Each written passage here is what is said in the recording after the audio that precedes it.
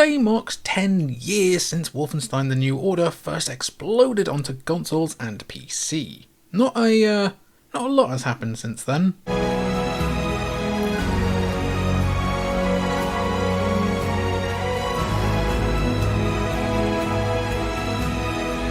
Yeah, been a quiet one, hasn't it? But what's quietest of all?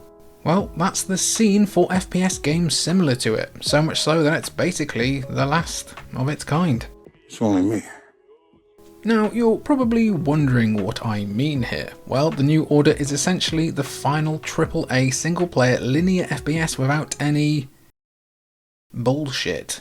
There's no almost immediately abandoned multiplayer, no DLC, no skin packs to make BJ Blazkowicz into BJ Novak, any of that stuff. This is just a game with a singular vision to let you collect Nazi scalps. I'm guessing you're racking your brains trying to come up with other games to prove me wrong, but it's a lot harder than you might expect. Doom 2016 and Eternal both had multiplayer and DLC to get a bit more money out of you. Call of Duty's campaigns have become an afterthought, and even the new Colossus had DLC packs that were absolutely worth your time. Elsewhere, Rage 2 takes place in an open world, Metro Exodus has sandboxes, and even franchises like Battlefield have dropped their single-player component entirely. Yeah, there's Immortals of Avum, sure, but that's magic, and also sounds like a single mum's gonna try and sell me makeup on my doorstep. Really, the only other game I can think of is another Wolfenstein game. Wolfenstein The Old Blood, which is more like a standalone expansion to this game. I mean, hell, even the most recent Wolfenstein game, Wolfenstein Youngblood, was like a distillation of everything wrong with the AAA FPS space. Bullet sponges, floating numbers, microtransactions, and cringe.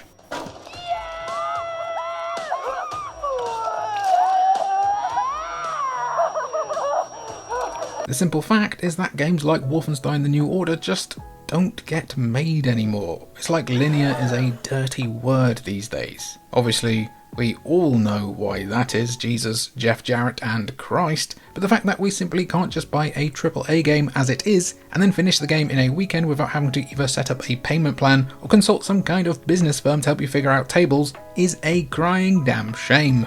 Long gone are the days where you buy the game, play the game, finish the game, and then you're not tied into some symbiotic relationship with it for dozens of hours just so you feel like you're not wasting your money. There just doesn't seem to be any room for big budget games like the New Order anymore, and that's a huge pity because the game is still an absolute whipper. The first Wolfenstein game since that kind of polarising 2009 release that has now been digitally delisted. Cheers, corporate bollocks. The New Order opens up in the kind of complete chaos that makes Dunkirk look like Balamori, which also makes Silent Hill look normal sometimes. Plum, plum, plum, plum, plum, plum. Please don't do a police brutality on me, PC Plum. BJ and his pals, including the very Scottish, very cool Fergus, are making one final giant push back against Death's Head, a recurring villain from earlier games in this series. The Wolfenstein canon is a little muddled, with Machine Games' timeline basically being splintered off from the id Software era, but you don't really need any prior knowledge to know the gist of the story here. Mr. Burns must die. So what this means is a giant aerial assault with things constantly exploding before a crash landing where things continue to explode and giant robot dogs try to eat you. It's crazy how accurately Machine Games reenacted D-Day here. Playing as BJ, you push up the beach towards Death's Head's castle and finally get your hands on some serious firepower. Now, I'll be the first to admit here that the game feel and controls of the New Order kind of threw me off for a minute. The controls specifically. It is really odd that 1 on the keyboard is your knife and 2 is a grenade, which is also G, at least from a modern perspective. I changed 1 to a pistol and 2 to a shotgun while changing the knife to, I don't know, 7, because you don't really need it when you can press E to judo chop Nazis with knives anyway. As for that game feel, what I mean specifically is that it's difficult to acclimate to the peak masculinity of dual-wielding a couple of shooters after years of being told that it's too overpowered or illogical to make much sense in multiplayer games. Dude, look, who cares? Let the Fortnite children use 2 different Large Hadron Colliders, it literally doesn't matter. The competitive scene has taken some of the stupidity out of multiplayer FPS games, and that's frankly inexcusable. When you say GoldenEye to someone, they will think of the opening level, some absolutely massive heads, and Oddjob being completely broken in split screen. It's part of the fun. Part of the game's story, its legacy, do you know what I mean? So like Modern Warfare 2, that game's kill streaks are completely broken, but we all loved it.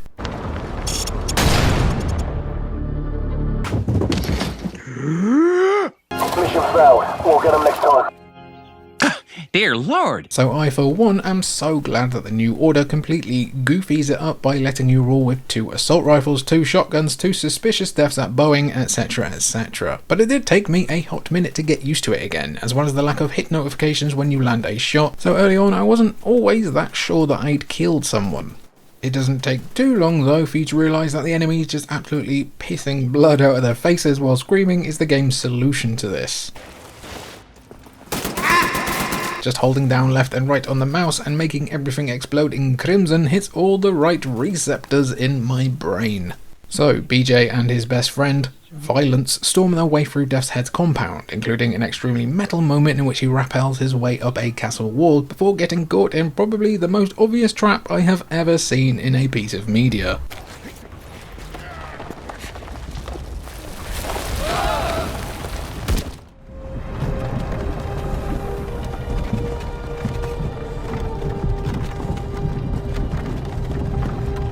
All that was missing was a thing of cheese and a comedy-sized net. Here's where the New Order takes a sharp turn from Call of Duty for Psychos into a game straight up for Psychos. Someone out there, someone's coming! The player must make a choice between Fergus and Wyatt, who is basically the grown-up white version of Short Round. As a big fan of Duncan Ferguson, the choice here was pretty clear. This is a choice that comes back a couple of times later, with your choice actually having a bearing on the story and its characters. Another thing that has sadly been squeezed out of a lot of the AAA space, and that's a shame. Also, some dude's eyes getting scraped out of his skull, with Death's Head wandering off to, I don't know, get shot by a baby or block out the sun or something. BJ and Fergus make their escape before BJ gets struck by an errant Beyblade, leaving him in a coma for 14 years under the watchful eye of Anya, a nurse. By the way, can we talk about how good old Beej looks having been in a coma for 14 years? He's 49 here. Is the blood of your victims like that good of a moisturiser? This was how I looked 14 years ago, and this is how I look now. Anyway, after being gazumped by the flying plane trick one too many times for one man to put up with, BJ finally wakes from his stupor just as the Nazis take over the asylum, killing Anya's parents. BJ rises like Linda McMahon and starts his revenge tour as he tries to join back up with the Resistance, really kicking off one of the best FPS games ever made. Let me explain. I don't really want to get too much into recapping the story of the New Order, as you can really just get that info on Wikipedia or Reddit apparently, because now every single Google result goes to some guy going yeah in a Reddit thread for some reason. Google, the search engine of champions. Right, back on topic, I've not talked about violence in about 20 seconds.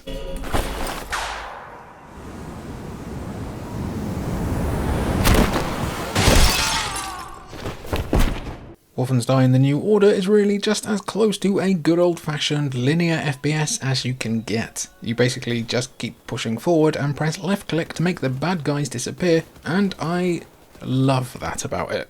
I could honestly sprint around rooms like a T-1000 made out of pure American beef all day, leaping into the air with my dual assault rifles and turning Nazis into mincemeat while cackling. It's the kind of murder that is always morally a-okay and always super fun. And man, the team at Machine Games really figured out how to make killing dickheads feel super visceral and chunky, like a cup of soup with croutons in, except the croutons are bits of dead dudes. Croutons.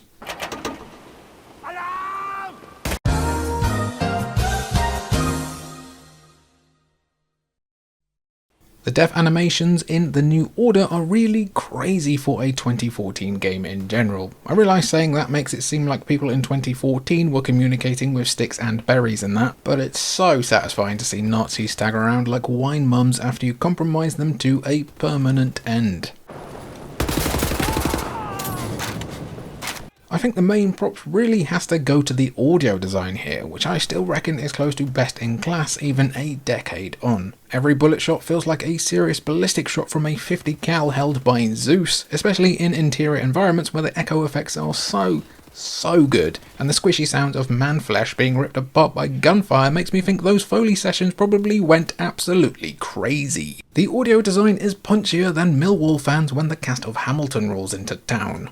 Even BJ himself gives like this wild haptic feedback for your ears when sprinting about, so that you really feel that murderous laser focused intent. I don't understand how people don't always hear him coming though, as this dude's jeans make more noise than my thighs rubbing together after a meat feast pizza.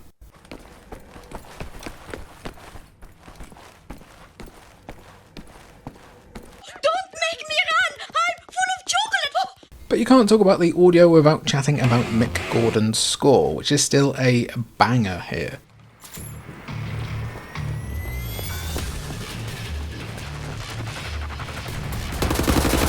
It feels a bit like a precursor to the industrial metal in Doom 2016 that is maybe the best FPS soundtrack ever made? Yes, it was. But with a more European twang to it that makes sense because it's based in Europe. Subscribe for more insights like these. The New Order actually kicks off as it means to go on with the massive punch of its title track on the main menu.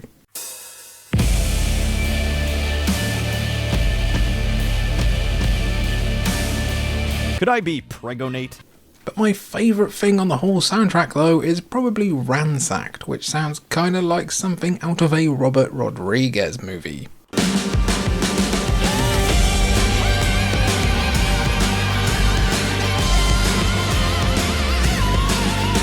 BJ isn't a superhero and can't ram a Nazi's femur into their arse in order to heal, so a bit more patience is required when it comes to the combat here. At the time of its release, it was seen as kinda wild that Wolfenstein was reverting to health pickups instead of the COD-inspired regenerating health that came up everywhere, though your health will still regenerate to a certain point.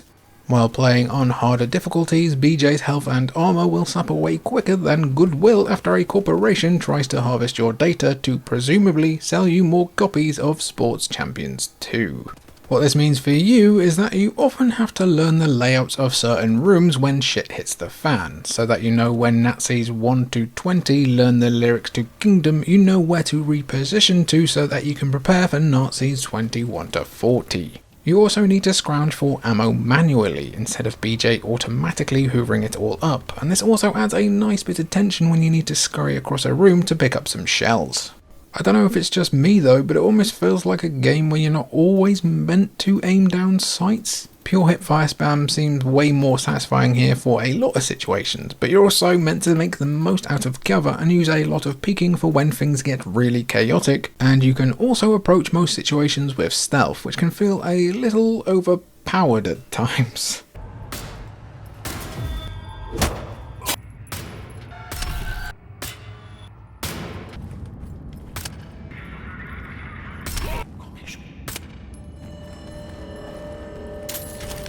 Are you dead? Are you dead?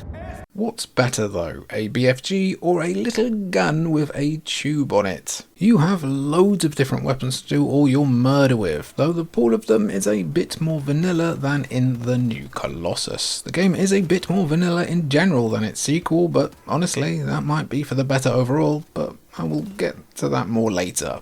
You get your pistol, your shotgun, your assault rifles, your sniper, nothing too crazy at all there.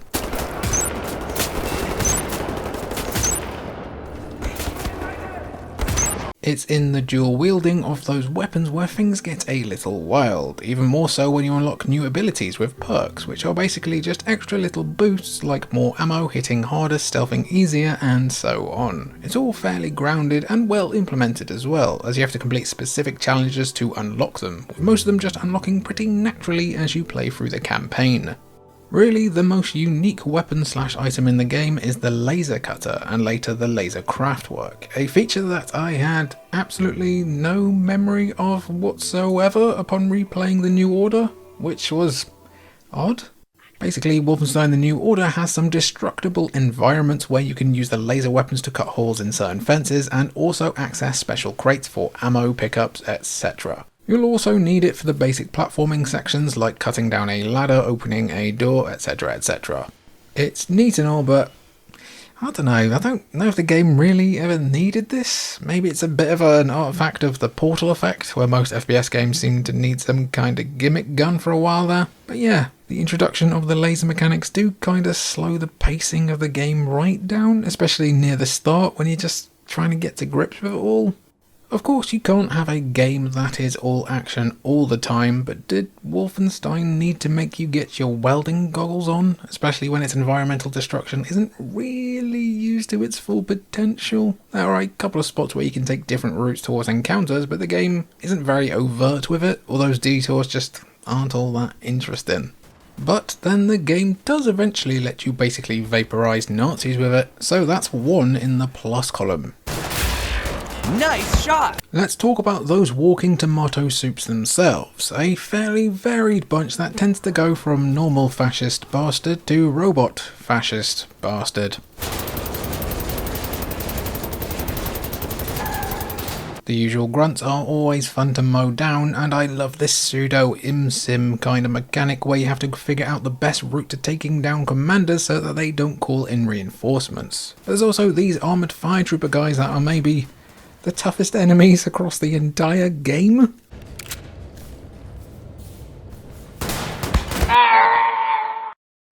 This might be just me, but there's a section on a submarine that was by far and away the hardest section across the entirety of the New Order for me, because there's 2 of them in this enclosed space and they hit extremely hard with their weak point hits just not registering or something sometimes.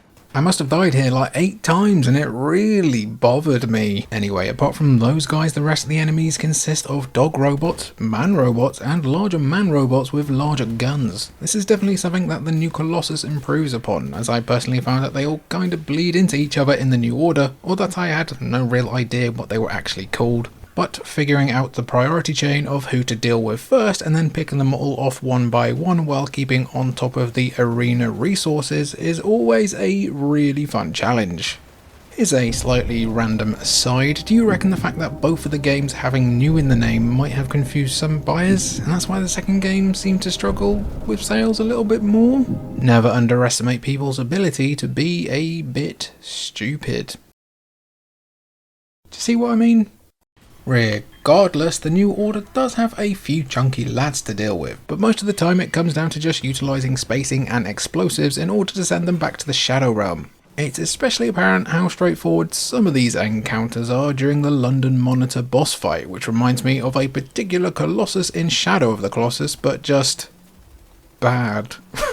You hide, shoot the big eye, shoot the big honeycombs things, repeat 10 times, then shoot it in its gooch. It's a pretty plodding boss fight that looks really damn good in scale and design, but never really gets out of first gear. Like I said though, it does still look really good, and everything in the New Order does really still look damn good visually too, as while the facial animations are a bit more simple, there's a lot of lovely horizons and interiors to gaze at.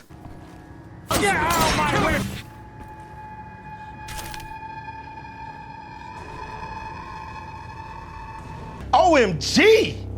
Where else I think that the New Order does shine quite well still even in 2024 is in its characters that you don't shoot at.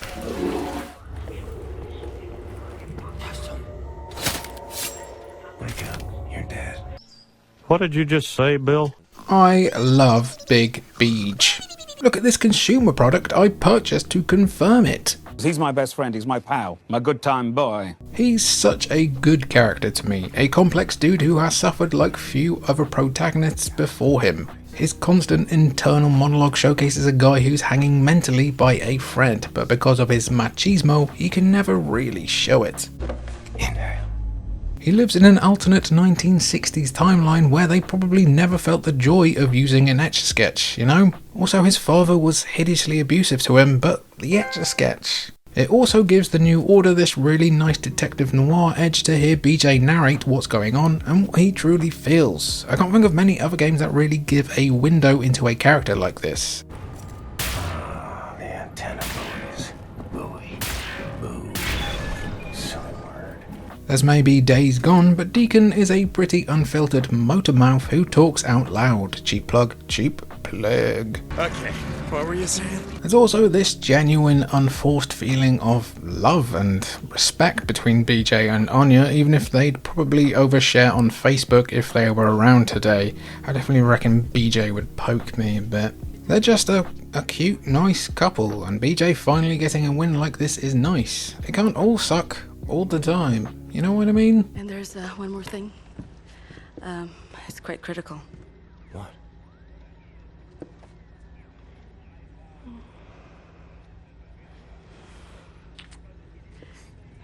That'll be all. We can go now. Then there's the player's choice of either Fergus or Wyatt, who go through survivor's guilt after you choose them, which, let's be honest, should always be Fergus. He's just a top lad, isn't he?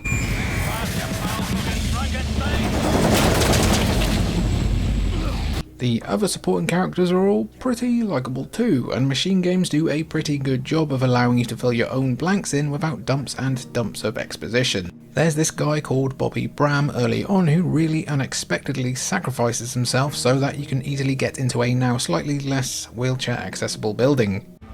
So long, Blazkowicz. You make this count, all right?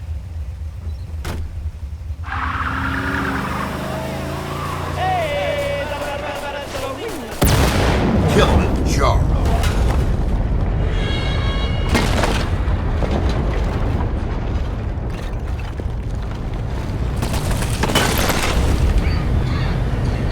Go back to your base and you will find letters shared with the love of his life that he lost to the war. And man, I try to avoid spoilers and like heavy story stuff, so if you don't want any of that, try and look away for about 40 seconds. But you come across this guy called Milo in a slave labour camp, right, who is really missing his wife. I'm a wife guy, so when he is reunited with his wife, that got me pretty good in the old emotion box. Captain Blazkowicz, thank you. Thank you for leading me back to my wife. I had lost her. I have lost so many. And then...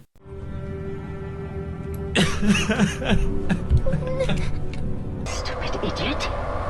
On the flip side, the villains here are all pretty brilliant, really. They're pretty good at their jobs, which is being massive pricks. Despite looking like a raisin, Death's Head is a pretty chilling dude. But Frau Engel is the real villain here, someone who is a truly magnificent c***.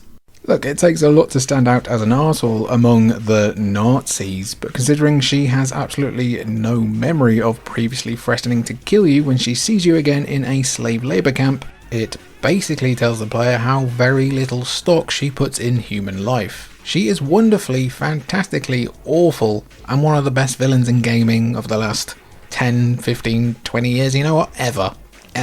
Add in Adolf Twinkler and you have a power couple of bastards for the ages. That slave labour camp is no firefest, but it's not a walk in the park either. The New Order actually has a pretty damn good hit rate overall when it comes to its levels, as most of them are easy to remember off by heart. There's that siege at the castle, sometimes spent in a claustrophobic submarine, an extended shootout on a wrecked bridge that reminds me of Homefront. Is that a linked memory that's just come to the fore again? Is anyone else? A prison sequence that's pretty dang cool, but maybe a bit too hands-off for a bit too long, but still pretty good. And even a section on the moon that's a total highlight with some zero-gravity fighting and fricking laser beams. There's also this underwater level that, oh man, it sucks so bad. It sucks so much. Look for some mechanism to fill the basin with water. It will have to be all the way to the top for you to swim across. It's like, by far, the worst part of the entire game. It just kills the momentum completely dead as you drive around on your little submersible that probably won't implode. Like, look, Doom Eternal is in my top 10 favourite games ever, and it understands the need for platforming sections to break up how insanely hectic it can get, but this just reeks. It's like the 6 endings for Return of the King, and then it just goes on and on and on and on, but the game's still only really just about to get going. There's a couple of other bugbears about the New Order that I feel I need to bring up, the first being that kind of wild 60 FPS cap on PC.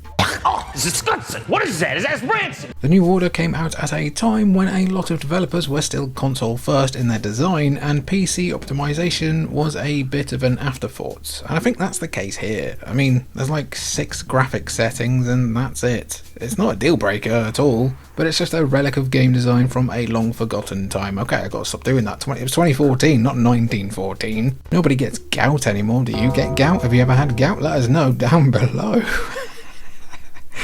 There's also the fact that climbing over ledges sometimes makes you feel about as nimble as Ric Flair in 2024 and not when he was born in 1914. I don't know what it is, but sometimes BJ just doesn't give ledges the old reach around well at all, so I find myself randomly jumping at nothing quite often or just falling to my death.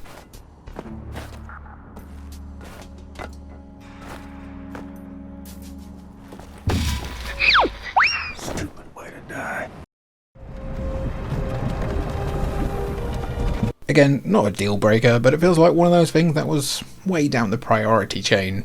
That said though, these are really just super minor inconveniences that do so little to take away from the final product. Playing the New Order was a big breath of fresh air for me. A super straightforward, absolute ride of a game where you claim your Nazi scalps. It's also a game with a lot of heart beneath all the blood and bits of sick, as it tells the stories of people with versions of themselves killed by war, the people they will never be. It's a very sincere reflection on conflict and the casualties, both physical and mental.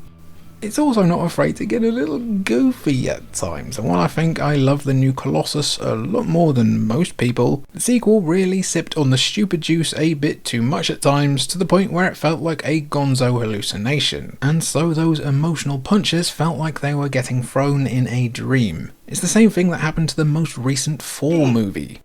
But the New Order... It's so beautiful.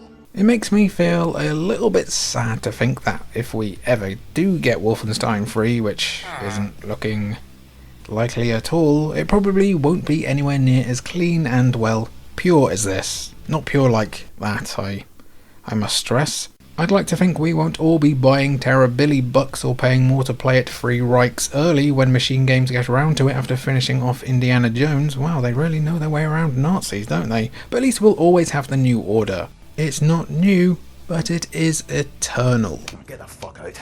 I need a nap.